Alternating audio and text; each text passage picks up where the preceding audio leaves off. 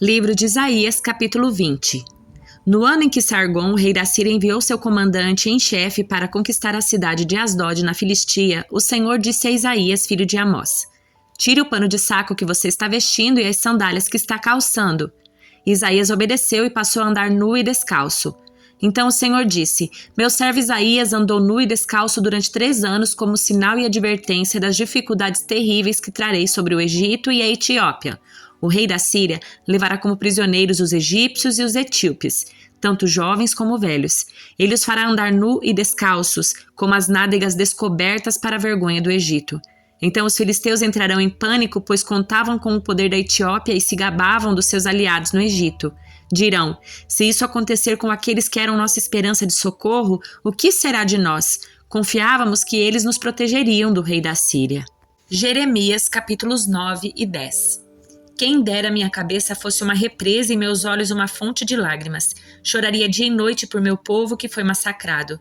Quem dera pudesse ir para bem longe e morar numa cabana no deserto e me esquecer do meu povo, pois todos são adúlteros, um bando de traidores. Meu povo curva a língua como um arco para disparar mentiras. Não querem defender a verdade. Vão de mal a pior e não me conhecem, diz o Senhor.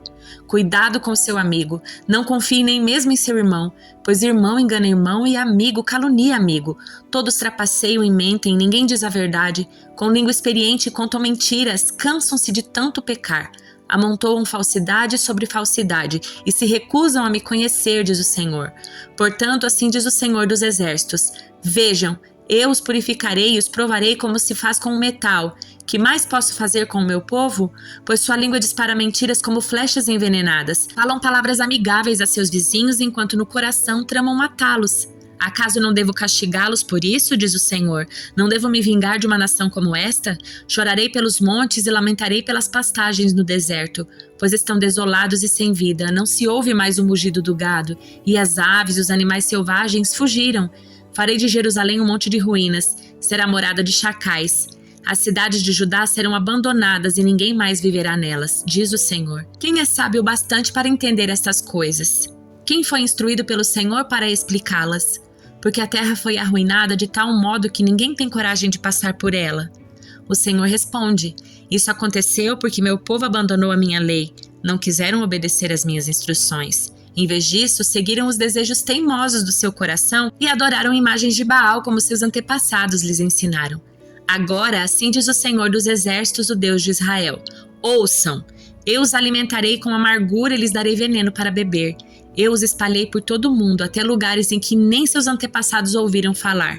Mesmo lá, eu os perseguirei com a espada até que os tenha destruído por completo. Assim diz o Senhor dos Exércitos: Considerem tudo isso e chamem as mulheres que pranteiam. Mandem trazer aquelas que choram em funerais. Venham depressa, comecem a lamentar. Que seus olhos se encham de lágrimas. Ouçam o pranto desesperado do povo de Sião. Estamos arruinados, que humilhação! Temos de deixar nossa terra, pois nossas casas foram destruídas. Ouçam, mulheres, as palavras do Senhor. Abram os ouvidos para o que ele tem a dizer. Ensinem as filhas a prantear, ensinem umas às outras a lamentar. Pois a morte subiu por nossas janelas e entrou em nossas mansões. Exterminou as crianças que brincavam nas ruas e os jovens que se reuniam nas praças. Assim diz o Senhor: corpos ficarão espalhados pelos campos como montes de esterco, com feixes de cereal depois da colheita. Não restará ninguém para enterrá-los. Assim diz o Senhor: que o sábio não se orgulhe da sua sabedoria, nem o poderoso do seu poder, nem o rico das suas riquezas. Aquele que deseja se orgulhar, que se orgulhe somente disso, de me conhecer e entender que eu sou o Senhor, que demonstra amor leal e traz justiça e retidão à terra. Isso é o que me agrada. Eu, o Senhor, falei. Está chegando o dia, diz o Senhor, em que castigarei todos, tanto circuncidados como incircuncisos, os egípcios, os edomitas, os amonitas, os moabitas, os povos que vivem no deserto, em lugares distantes e até mesmo o povo de Judá. Pois como todas estas nações, o povo de Israel também tem o coração incircunciso. Ó Israel, ouça esta palavra do Senhor para você. Assim diz o Senhor: não se comportem como as outras nações que tentam ler seu futuro nas estrelas. Não tenham medo de suas previsões, ainda que elas encham outras nações de terror. Os costumes dessas nações são inúteis. Cortam uma árvore e dela o artesão esculpe um ídolo. Enfeitam-no com ouro e prata e fixam-no com martelo e pregos para que não tombe. Seus deuses são como espantalhos numa plantação de pepinos. Não são capazes de falar e precisam ser carregados, pois não conseguem andar. Não tenham medo desses deuses, pois não podem lhe fazer mal nem bem. Senhor, não há ninguém semelhante a ti. Tu és grande e teu nome é poderoso. Quem não te temeria, ó Rei das Nações? Este título pertence a ti somente. Entre todos os sábios da terra e em todos os reinos do mundo não há ninguém semelhante a ti. Os que adoram ídolos são tolos e insensatos, adoram objetos feitos de madeira. Trazem placas de prata, batida de Társis e ouro de Ufaz, artesãos habilidosos que fazem seus ídolos. Vestem-nos com mantos azuis e roxos feitos por hábeis alfaiates. Mas o Senhor é o único Deus verdadeiro. Ele é o Deus vivo e o Rei eterno. A terra treme com sua ira. As nações não podem suportar sua fúria.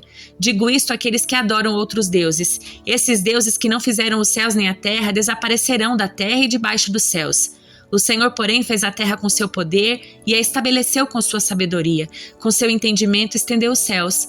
Quando fala no meio do trovão, as chuvas rugem nos céus. Eleva as nuvens acima da terra, envia relâmpagos com a chuva e ordena que o vento saia dos seus depósitos. Todo ser humano é tolo e não tem conhecimento. Os artesãos são envergonhados pelos ídolos que fazem, pois as imagens que esculpiram são uma fraude, não têm fôlego nem poder. Os ídolos são inúteis, são mentiras ridículas. No dia do acerto de contas, serão todos destruídos.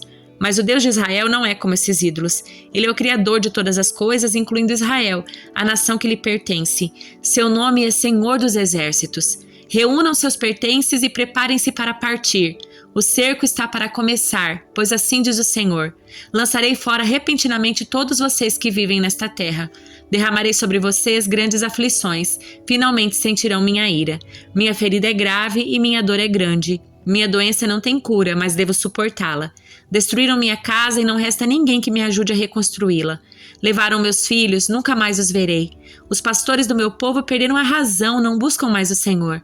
Por isso fracassaram e seus rebanhos estão espalhados.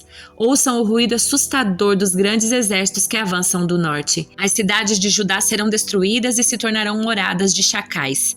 Eu sei, ó Senhor, que nossa vida não nos pertence. Não somos capazes de planejar o próprio caminho. Por isso, Senhor, corrige-me, mas não seja severo demais. Não uses tua ira, pois se o fizesse eu morreria.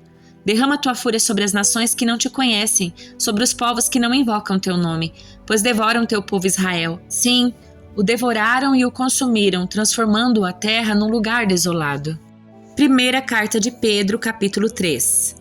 Da mesma forma, vocês esposas, sujeitem-se à autoridade do seu marido. Assim, mesmo que ele se recuse a obedecer à palavra, será conquistado por sua conduta, sem palavra alguma, mas por observar seu modo de viver puro e reverente. Não se preocupem com a beleza exterior obtida com penteados extravagantes, joias caras e roupas bonitas. Em vez disso, vistam-se com a beleza que vem de dentro e que não desaparece. A beleza de um espírito amável e sereno, tão precioso para Deus. Era assim que se adornavam as mulheres santas do passado. Elas depositavam sua confiança em Deus e se sujeitavam à autoridade do marido. Sara, por exemplo, obedecia a Abraão e chamava-o de Senhor. Vocês são filhas dela quando praticam o bem sem medo algum. Da mesma forma, vocês, maridos, honrem suas esposas. Sejam compreensíveis no convívio com ela, pois ainda que seja mais frágil que vocês, ela é igualmente participante da dádiva de nova vida concedida por Deus. Tratem-na de maneira correta para que nada atrapalhe suas orações. Por fim, tenham todos o mesmo modo de pensar.